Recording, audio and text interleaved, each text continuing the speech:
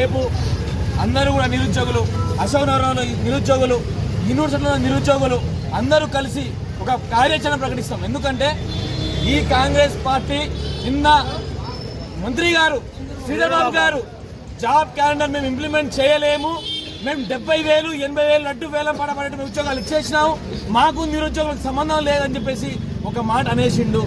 మేము కూడా రేపు ఆ ఎల్లుండి నిరుద్యోగులందరితో కలిసి ఒక కార్యాచరణను ముందు తీసుకెళ్తాం.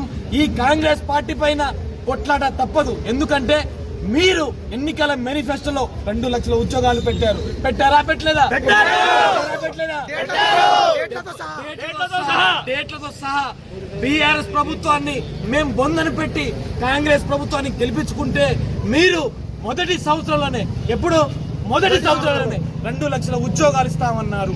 2 లక్షల ఉద్యోగాలు పోగాక ఇవ్వలేదు, కనీసం 20,000 ఉద్యోగాలు కూడా ఇవ్వలేదు.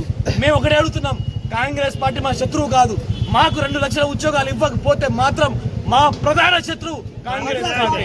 ఎందుకంటే మేము రేవంత్ రెడ్డినో ఉత్తమ్ కుమార్నో నమ్మించి ఓట్లేయలేదు, రాహుల్ గాంధీ గారిని ప్రియాంక గాంధీ గారిని కాంగ్రెస్ మేనిఫెస్టో చూసి ఓట్లేసాము.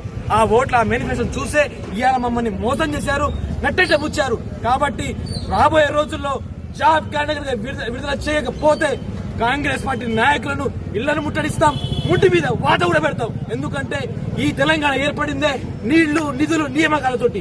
నీళ్ల గురించి మాట్లాడుతున్నారు, నిధుల గురించి మాట్లాడుతున్నారు, ఆ నియమాల గురించి ఎందుకు మాట్లాడతలేరు? ఆ రోజు గ్రూపుల్లో లీకులు జరిగినప్పుడు ఆ సిబిఐ ఎంక్వైరీ ఎడిపోయింది, సిఐడి ఎంక్వైరీ ఎడిపోయింది. ఈ దొంగలు ఎవరు రాశారు?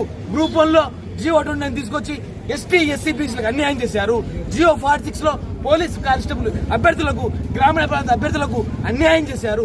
మీ పార్టీ వచ్చిన తర్వాత మాకు ఒరిగింది జీరో అంటే జీరో.